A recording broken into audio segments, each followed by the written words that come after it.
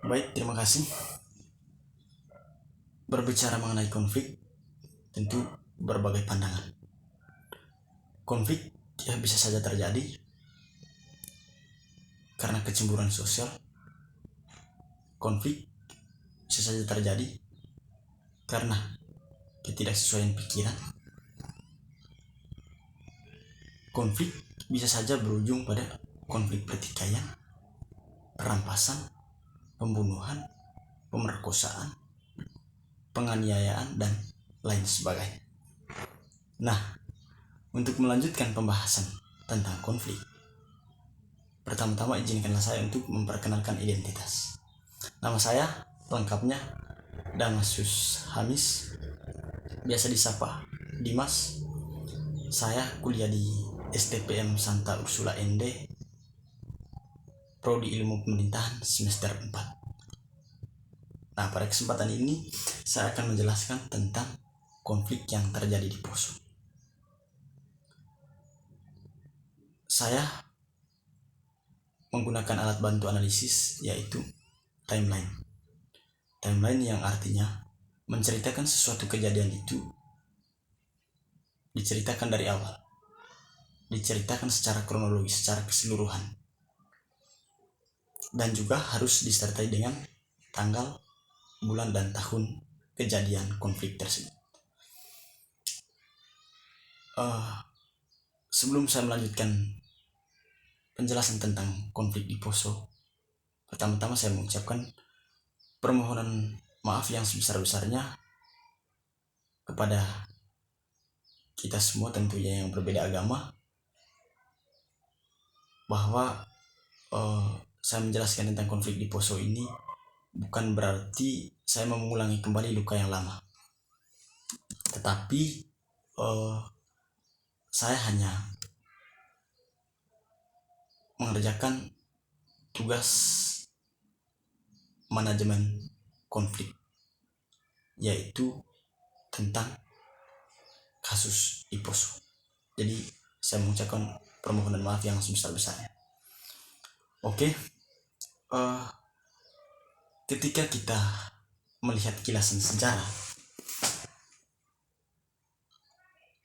pada saat kasus di Poso, sebenarnya konflik di sana itu bukan dilatari belakangi oleh sebuah agama, bukan dilatar belakangi oleh agama, melainkan dari unsur politik, sehingga timbullah kecemburuan sosial. Nah, unsur politik itu terjadi perebutan kekuasaan di Poso. Terjadi perebutan kekuasaan, terjadi perebutan kursi jabatan. Nah, kemudian kedatangan warga pendatang di Kabupaten Poso membawa pengaruh dan perubahan dalam sosial ekonomi, bahkan dalam bidang politik. Nah, dalam bidang ekonomi, warga asli Poso mengalihkan sebagian tanah milik asli Poso untuk warga pendatang, untuk sebagai tempat tinggal warga pendatang. Nah, kemudian dalam perjalanannya, warga pendatanglah yang lebih meraih kesuksesan ketimbang warga asli sendiri. Sehingga dari hal tersebut adanya kecemburuan sosial. Mereka, warga asli sendiri, merasa tersingkirkan dan termarginalkan. Nah, selanjutnya dalam bidang politik, jika kita melihat pada saat itu elit-elit Kristen lah yang menguasai Kabupaten di Poso. Namun setelah hadirnya warga pendatang yang membawa perubahan baik dalam kehidupan sosial, ekonomi, bahkan di bidang politik, kehadiran mereka merupakan bermayoritas Muslim ya, dan dalam jumlah yang banyak, sehingga dapat berpengaruh bagi warga setempat atau bagi Kabupaten Poso waktu itu yang bermayoritas Kristen. Apalagi pada saat itu elit-elit politisi, elit-elit politik yang beragama Muslim ingin merebut kursi jabatan di Kabupaten Poso, sehingga di sini warga asli Poso merasa tersingkirkan. Kenapa warga pendatang yang menguasai Kabupaten Poso, sehingga merasa ada kecemburuan sosial. Ketika kita telusuri sebelum adanya reformasi, sebenarnya di Kabupaten Poso itu mereka melakukan sistem power sharing. Apa itu? Power sharing adalah suatu pembagian kekuasaan yang sistemnya selang-seling antara agama Muslim dan agama Kristen pada waktu itu di Poso. Mereka melakukan pergantian bupati antara warga Kristen, warga Muslim, saling bergantian sehingga sebenarnya tidak ada konflik. Nah, berdasarkan dari jurnal yang saya dapatkan, jabatan bupati di Kabupaten Poso pada tahun 1967 hingga 1973 yang menjabat bupati waktu itu adalah Khalid Lashido yang berasal dari agama Islam. Nah, kemudian pada tahun 1973 hingga 1984 yang menjadi bupati adalah Koswandi yang berasal dari agama Kristen. Lalu selanjutnya diganti oleh Sugiono pada tahun 1984 hingga 1988 yang berasal dari agama Muslim. Nah, kemudian berganti lagi, jadi selang-seling pada waktu itu antara bupati yang agama Islam, bupati yang agama Muslim, sehingga adil dalam pembagiannya. Itu merupakan pembagian power sharing pada waktu itu di Kabupaten Poso. Nah, kemudian pada tahun 1989 hingga tahun 1999 dikuasai oleh warga Muslim.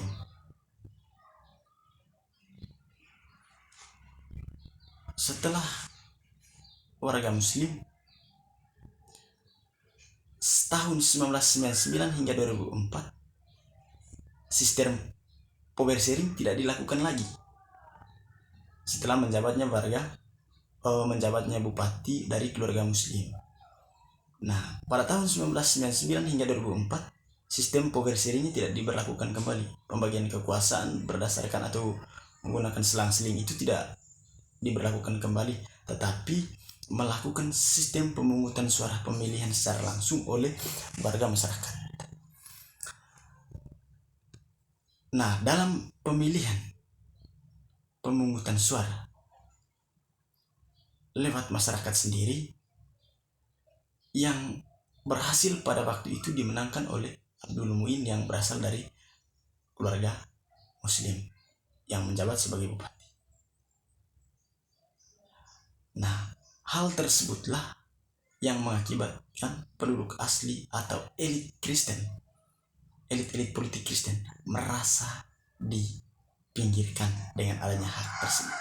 Seharusnya kalau kita melihat dengan pembagian kekuasaan berdasarkan power sharing, sebenarnya pada tahun 1999 hingga 2004 harus dikuasai oleh bupati yang berasal dari agama Kristen. Tetapi pada kenyataannya pada tahun 1999 hingga 2004 dikuasai oleh warga Muslim lagi. Nah, sehingga di sini kecemburuan sosial mulai nampak lagi. Nah, namun ketika reformasi dan semangat demokrasi dijalankan Indonesia, siapa yang memiliki suara terbanyak, siapa memiliki masa terbanyak, dialah yang akan berkuasa. dialah yang akan berkedudukan sebagai bupati.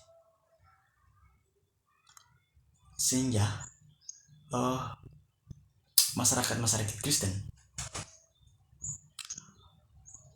ada timbulnya rasa kecemburuan,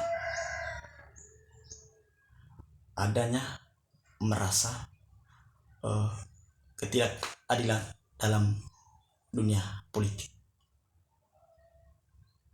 Jadi mulai saat itu konflik ya sedikitnya sudah mulai berkembang tentang konflik, karena unsurnya politik tadi, ketidakadilan dalam politik. Nah, konflik di Poso itu terjadi beberapa fase. Di sini saya jelaskan ada 3 fase terjadi konflik di Poso. Fase pertama pada bulan Desember 1998, dan pada bulan kedua tahun 2000, dan tahap ketiga terjadi pada bulan Mei hingga bulan Juni tahun 2001. Fase pertama terjadi karena tidak diberlakukan lagi power sharing. Kemudian fase kedua karena intervensi kepentingan politik. Dan yang ketiga merupakan bekas sentimen konflik di masa lalu.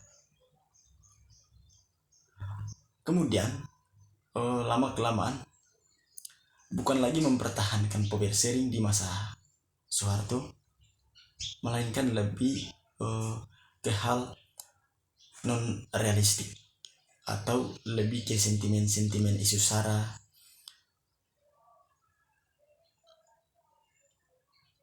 Jadi bukan lagi saya harus merebutkan kursi jabatan, saya harus merebutkan kedudukan, kekuasaan, bukan lagi, tetapi lebih kepada non realistik, kepada isu sara, lebih mempertahankan identitas agama setelah terjadinya ketidakadilan politik tadi. Jadi di sini terjadi mempertahankan identitas masing-masing.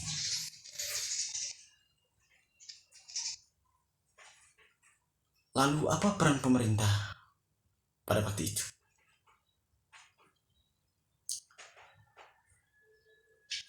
Peran pemerintah pada waktu itu ketika terjadi ketidakadilan, mereka mengeluarkan revolusi berupa deklarasi Malino pertama. Kemudian deklarasi Malino pertama itu disepakati. Setelah disepakati, ada berbagai poin penting di dalam deklarasi Malino tersebut. Ada 10 poin penting pada waktu itu. Salah satu perjanjian dari Malino tersebut adalah menghentikan konflik perselisihan,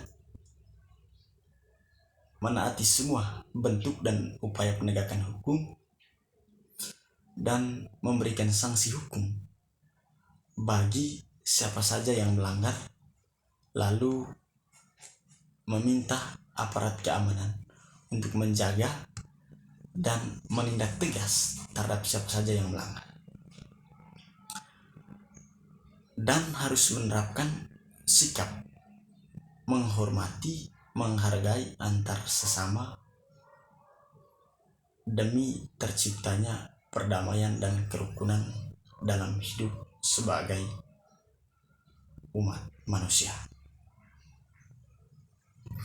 Kira-kira seperti itu yang saya jelaskan berkaitan dengan konflik di Poso.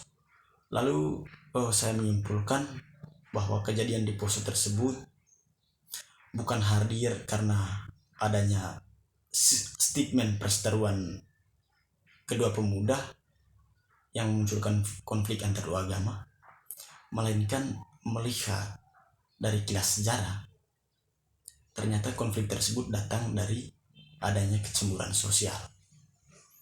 Akibat dari hadirnya warga pendatang, yang dimana warga asli merasa cemburu karena merasa tersingkirkan. Terlebih dengan adanya konflik di bidang politik, yang mana mereka merebutkan elit yang menguasai daerah tersebut, elit politik di daerah tersebut. Perang atau pertikaian yang mengatasnamakan agama merupakan suatu hal yang menyedihkan. Sebabnya tidak ada agama satupun di dunia ini yang menghalalkan adanya tindakan kekerasan dan tindakan kejahatan, tindakan ketidakmanusiawian atas dasar agama untuk kepentingan pribadi. Itu tidak ada sama sekali. Perlu kita sadari bersama sebagai masyarakat Indonesia, sebagai plural multikulturalisme yang dikenal dengan toleransi yang tinggi, ramah, dan juga memiliki nasionalisme, patriotisme yang diakui oleh masyarakat luas, harusnya menjadi kesabaran bersama